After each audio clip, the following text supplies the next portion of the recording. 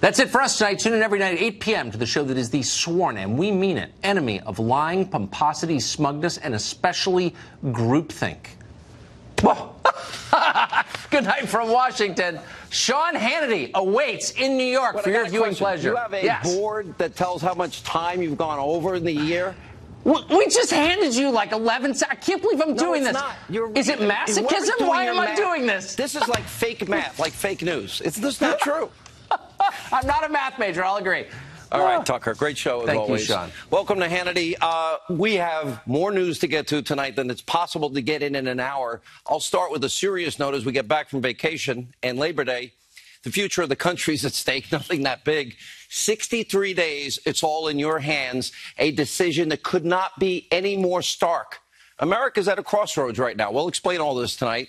Do we continue the path of economic success, peace through strength, the empowerment of the forgotten men and women? Or is your future going to be decided by a bunch of extreme far-left Democrats that want socialism, that want their crumbs back and raise your taxes, that want to preserve the bureaucratic status quo? Oh, yeah, and impeach your president, the one you voted for. Don't take my word for it. Coming up tonight, we have exclusive video of Democratic leader Chuck Schumer saying that the Democrats want to impeach Trump in 2019. Plus, we'll show you how other Senate Democrats, they absolutely were unhinged today at the Kavanaugh hearing, and they turned it into a circus. We'll also bring you breaking new developments. You won't get anywhere. Bruce Orr, Christopher Steele, and yes, a connection to Robert Mueller and Robert Mueller's pit bull, Andrew Weissmann. In other words, it's like one big, long, incestuous chain of connections.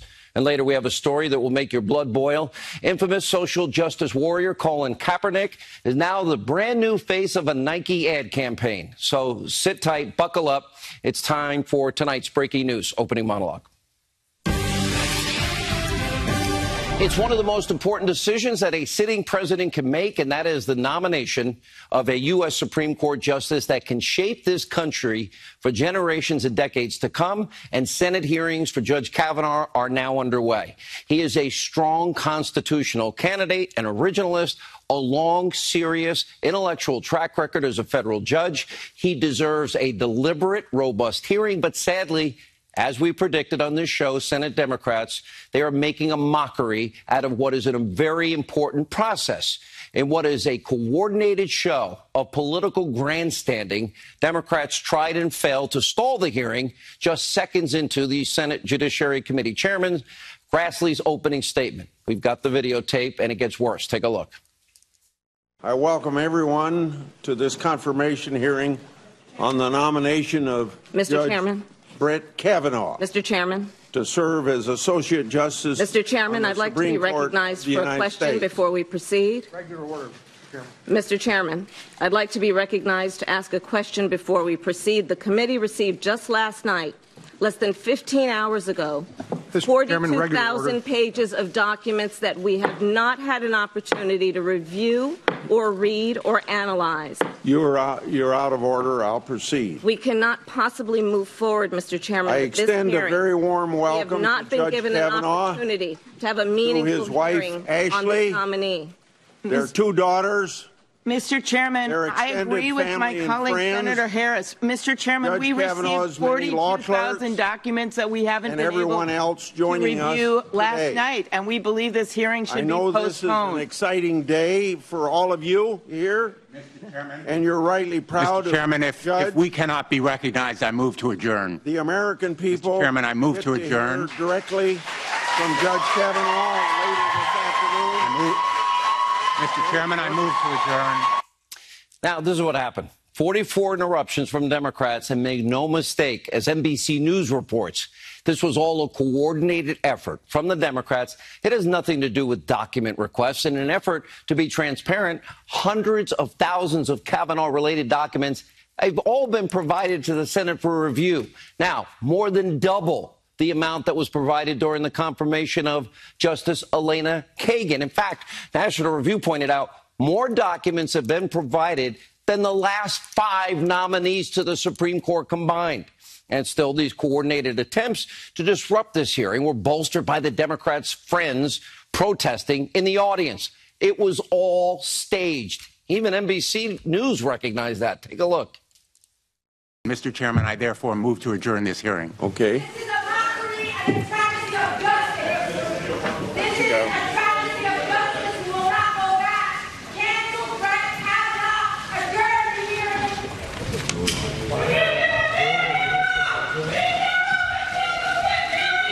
This being a Supreme Court confirmation hearing, my Democratic colleagues actually we have said for a long period of time that we were going to proceed on this very day, and I think we ought to give the American people the opportunity to hear whether Judge Kavanaugh should be on the Supreme Court or not. Well, now we learned from NBC News this had all been coordinated in a conference call that took place over the Labor Day holiday. Chucky Schumer led the call. At one point, the atmosphere in the hearing is so chaotic, so absolutely unhinged by the left, that Kavanaugh's daughters were rushed out of the room. Of course, these kinds of disruptive tactics, it's nothing new. Let's see, Sarah Sanders, Secretary Nielsen run out of restaurants, Ivanka Trump harassed on an airplane, Education Secretary Betsy DeVos chased down a street, Florida Attorney General Pam Bondi threatened with physical violence, just to name a few. One Republican senator even referred to the hearing as being overwhelmed by mob rule. This is what is at stake in 63 days. Take a look. I haven't been in as many confirmation hearings as some of my colleagues, but this is the first confirmation hearing for a Supreme Court justice I've seen basically according to mob rule. All of this over who is a well-qualified judge with an incredible, impeccable record. And remember, judges must be confirmed based on the Ginsburg standard, 1993. Ruth Bader Ginsburg's confirmation, making the case that no impartial judge should ever answer how they would rule on any hypothetical case ever.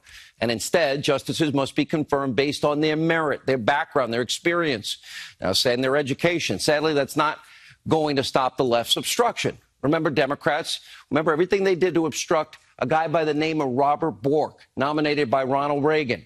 Now, he was never confirmed to the U.S. Supreme Court in large part because of the fear-mongering, the outright lying and smearing from then Mr. Character himself, Senator Ted Chappaquiddick Kennedy.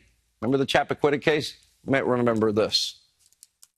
Robert Bork's America is a land in which women would be forced into back alley abortions, blacks would sit at segregated lunch counters, rogue police could break down citizens' doors in midnight raids, and school children could not be taught about evolution. Writers and artists would be censured at the whim of government. This is a total, complete liar. And what the Democrats did to Judge Bork was so egregious, it inspired a new term. It's called borking. Years later, borking was in full play during the confirmation hearings of now Supreme Court Justice Clarence Thomas. Remember back in 1991, Democrats do the same old routine. They rolled out a former colleague, Anita Hill, who made sexual harassment allegations against him. The process was so vicious, so nasty, so awful, Justice Thomas called it a high-tech lynching. Take a look. This is a circus. It's a national disgrace.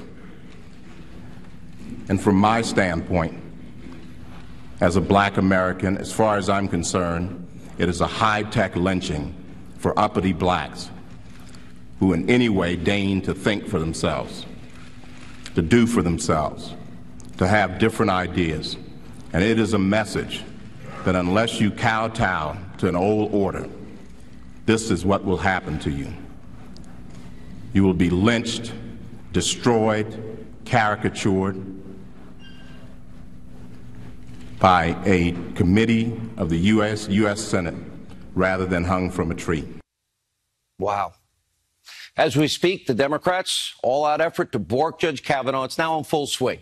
It's unfolding before your eyes. This time, Democrats can do little more than just interrupt hearings, play to their constituents ahead of midterm elections. And as you can see, the presidency of Donald Trump is literally causing the left wing in this country to become more unhinged every day.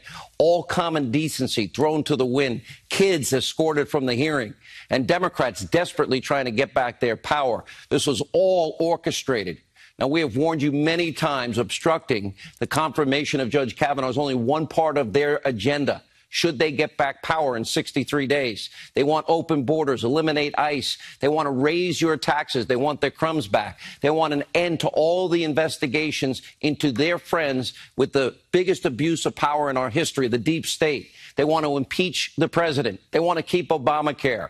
And don't take my word for it. Let's listen to what the most powerful Democrat in the Senate, Chuck Schumer, was caught on tape saying over the weekend. Take a look at this. Sooner the better. Sooner the better. That's not answering the question. You got to get a few Republicans. We're trying. We're both. Democrats are on your side. Well, as soon as we possibly can. Chuck Schumer had a pretty busy Labor Day weekend, too. He wasn't calling for Trump's impeachment when he wasn't doing that on the streets of New York. Well, let's see. He was with Nancy Pelosi. And according to Politico, well, they were having a fancy soiree in the beautiful Hamptons of Long Island, spotted with many in the Hollywood and media elite. Let's see, Oprah Winfrey, Georgie Stephanopoulos, Katie Couric, Joyless Behar, and so many others. Not a single smelly Walmart Trump supporter or an irredeemable deplorable or someone who clings to their God-gun Bibles and religion. Nobody in sight. How else do you celebrate a holiday for American workers? Out in the Hamptons with your favorite actors and so-called news hosts.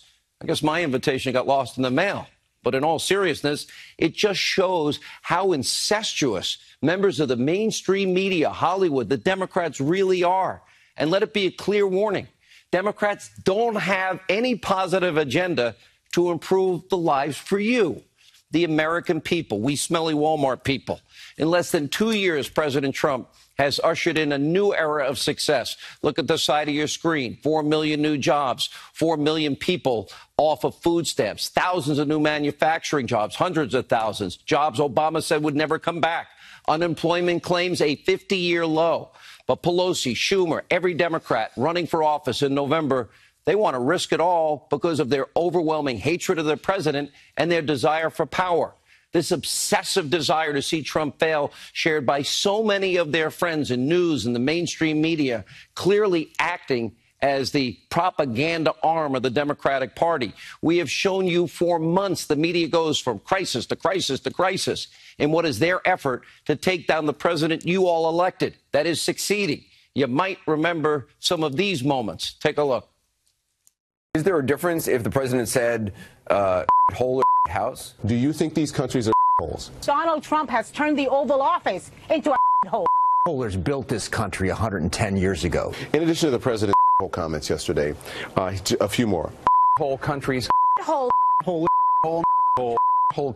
Whole country. The White House briefing expected to begin any moment now. They will certainly face questions about Stormy Daniels. The Stormy saga takes a dramatic turn as the porn star speaks out on her alleged affair with citizen Trump. Stormy Daniels is lawyer. We haven't heard from him about the Stormy Daniels affair. Given the events of today, the likelihood of impeachment, I'm not saying it's high necessarily, but it certainly went up. Impeachment. Impeached. Impeachment. Impeachment. Impeachment. Impeachment. Impeachment. Impeachment. The president is clearly guilty of high crimes and misdemeanors.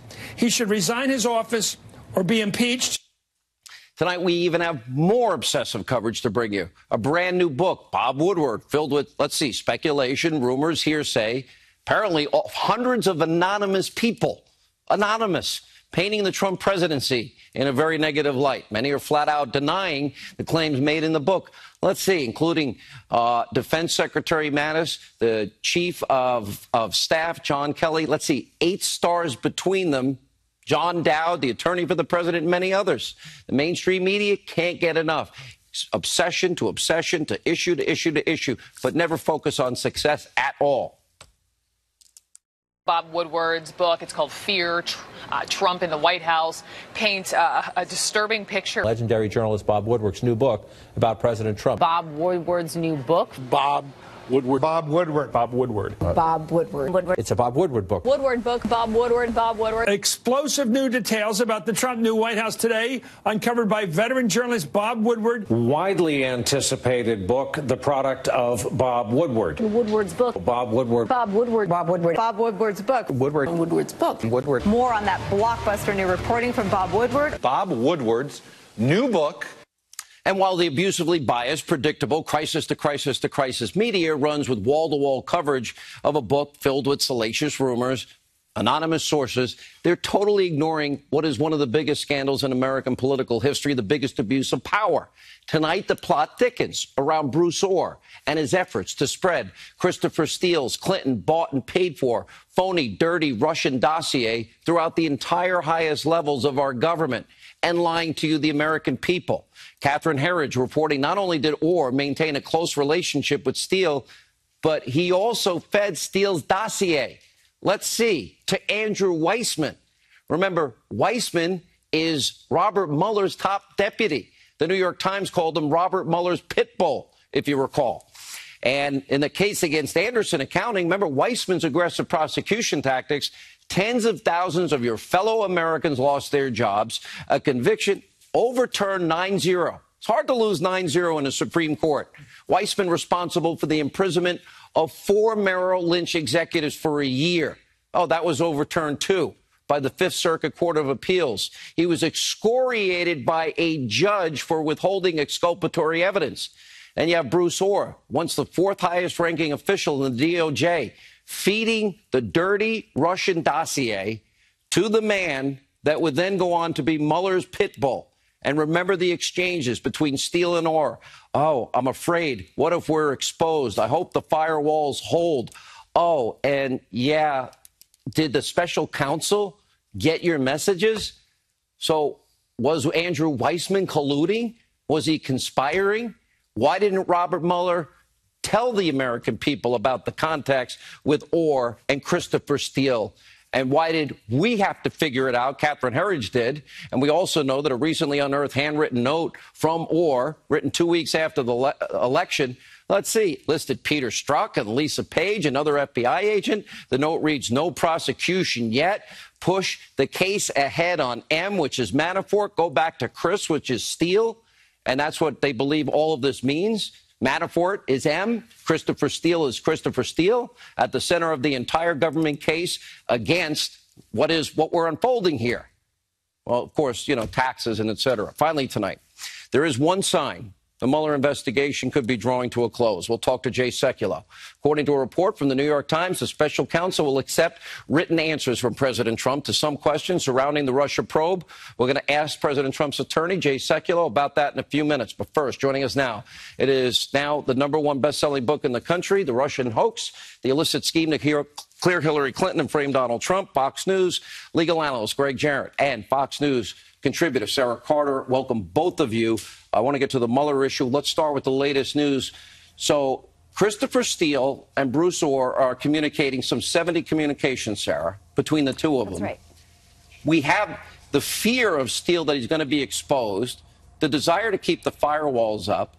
He exposes that he expects Orr to deliver messages to Robert Mueller's team. Mm-hmm. And now we find out that Andrew Weissmann was the one getting the messages. In other words, Steele's lies, Steele's unverified Russian Hillary Clinton bought and paid for lies being fed to Andrew Weissmann. And we never knew about it till now? Well, and now it makes sense, Sean, because when we go back to the story, remember April 11th, 2017, Weissmann set up a meeting with the AP. And remember, that was all a day before the AP broke their big story on Manafort.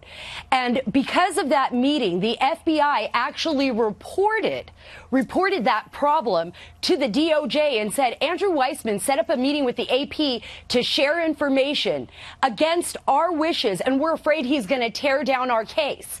Now, the AP said they never shared anything with Weissmann, and that Weissmann denies sharing anything with the AP. But now it makes sense. He was being fed information by Bruce Orr the whole time, and he was moving Steele's information possibly to Mueller. I mean, we don't know that yet. It's alleged. But then remember, it was just only a month after that meeting with the AP that he was appointed to the special counsel and became Robert Mueller's right-hand guy. But Orr is getting messages from Steele about Steele asking Orr to push his information, never verified, never, to the special counsel. Let me get Greg in.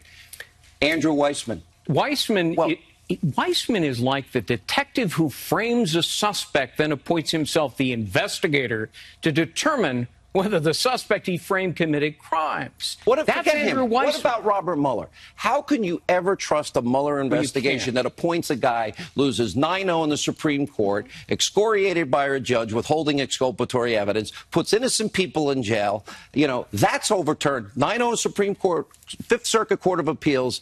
How does this guy get a job with Robert Mueller's office? He shouldn't have had the job. Mueller should have asked a lot of questions and didn't of Peter Strzok and Andrew Weissman. You've got Strzok who tainted the evidence. You've got Weissman who tainted the evidence.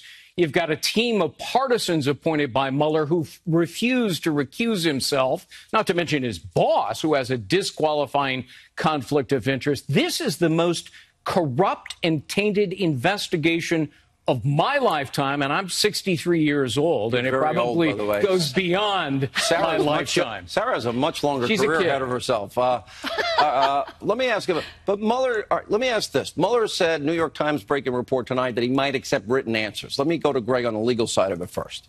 Well, this is a victory for President Trump's legal team, but mostly it's a vindication of the rule of law. There was never any legal basis for questioning the president about exercising his constitutional authority. There's no legal justification for asking him questions about a non-crime called collusion. So I think Mueller finally concluded the obvious, that if I slap him with a subpoena, the president is going to file a motion to quash, and I, Robert Mueller, will lose in the federal courts. The brilliance of being able to answer questions that are written is, one, you can object to them and decline to answer certain ones that are inappropriate. It seems that if they want to present questions, they can. Well, you can carefully craft your answers to avoid the perjury trap. Well, that's the thing. And key here.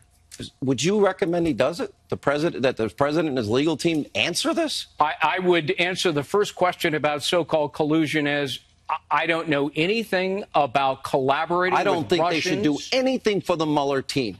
Nothing for this team. Well, I would answer, say, I don't know anything about it, period. And if they ask follow-up questions, same answer as before. That's what you write down. Sarah, seriously, knowing all we know and the fact that nobody gets in trouble, the lies that were presented, a fraud committed on the FISA court, Hillary's fixed investigation, so many unanswered questions, the start of this whole investigation is set up from the beginning, the highest levels of power being corrupt. I don't think they should do a thing. I don't think they should do a thing either, Sean. And I think this is going to be an explosive week. There's a lot of information I'm hearing from Capitol Hill, information that will come out this week. Remember, we still are looking for the 20 pages that the House Intelligence Committee has asked on the FISA warrant. That should be coming out. At least that's what I'm hearing. And there's a lot of information, exculpatory information, that's going to come out. I think the president should hold tight. I think it's going to be within days. All right. When Sarah says that, that usually means it's coming. Good to see you both. We have a jam-packed lineup for you tonight. When we come back, the president's attorney, Jay Sekulow. Also tonight, Alan Dershowitz, Andy McCarthy, Jesse, Jessica. We got a chock-full night. Colin Kaepernick even, straight ahead. Or at least talking about him.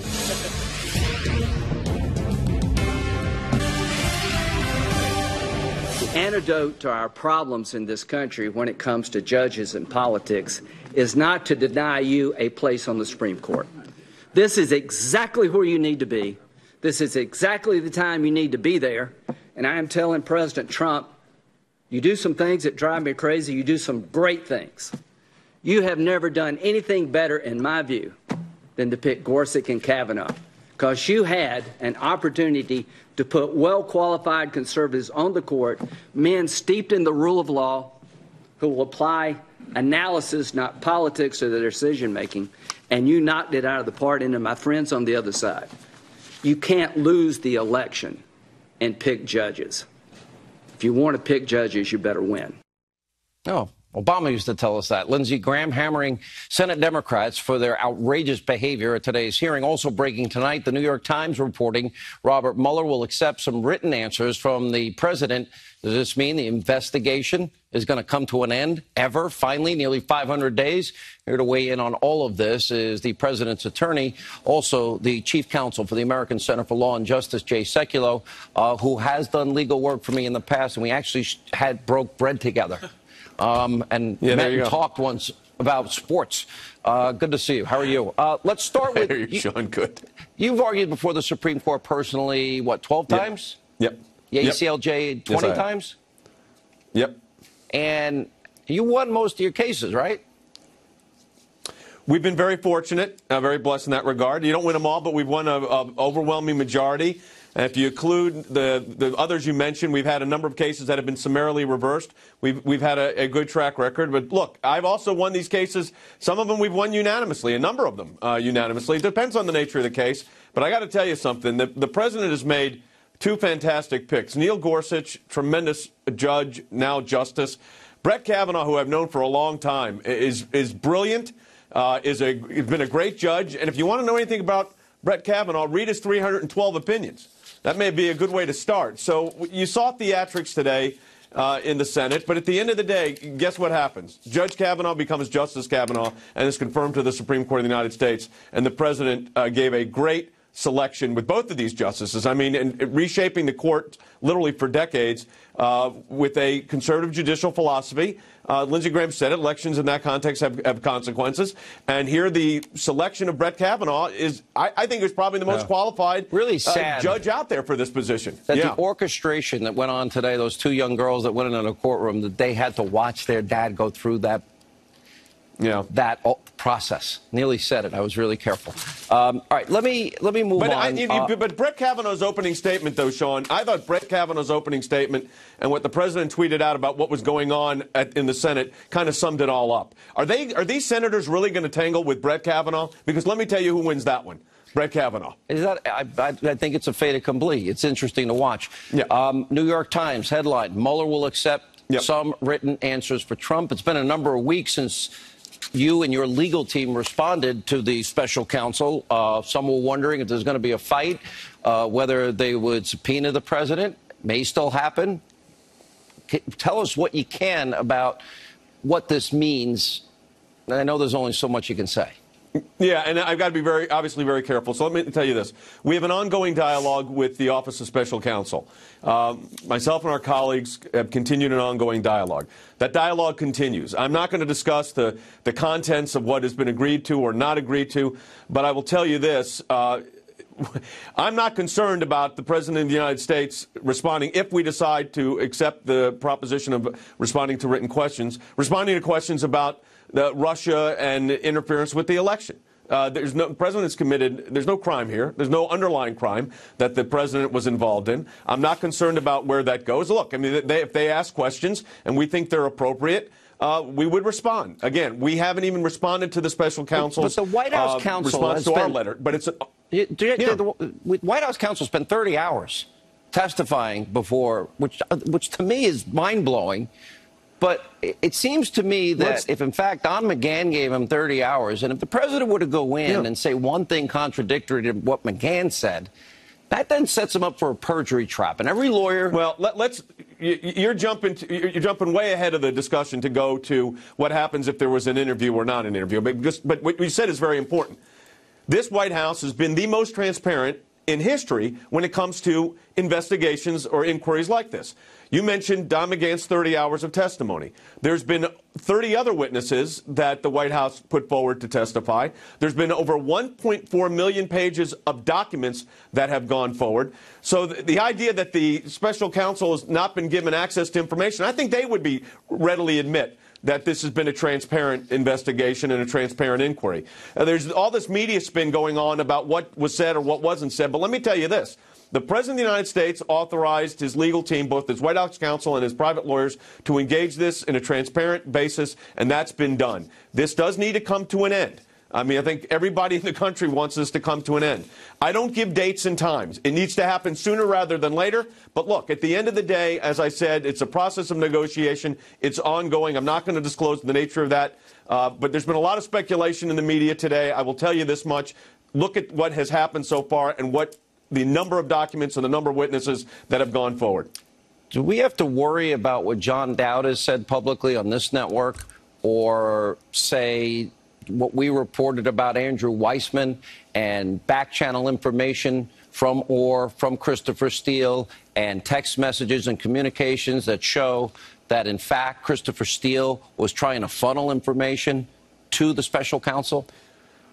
Well, look, my former colleague John Dowd denied unequivocally today the reports that came in regarding the excerpts of the book that were released regarding a purported meeting that he had and I had regarding they called it basically a reenactment of a conversation that never took place. And John said that was not correct, that did not happen, and it did not happen.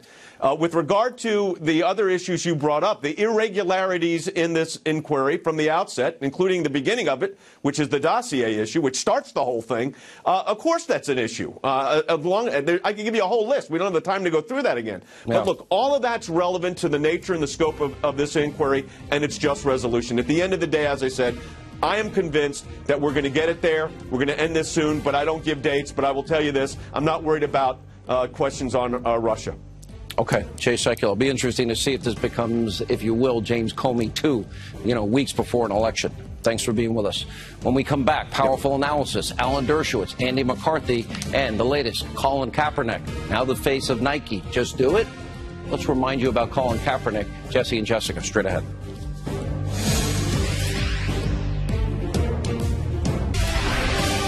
All right, joining us now with more reaction to tonight's huge breaking news. The author of this book is incredible if you haven't read it yet. The Case Against Impeaching Trump. Harvard Law professor Alan Dershowitz, Fox News contributor Andy McCarthy.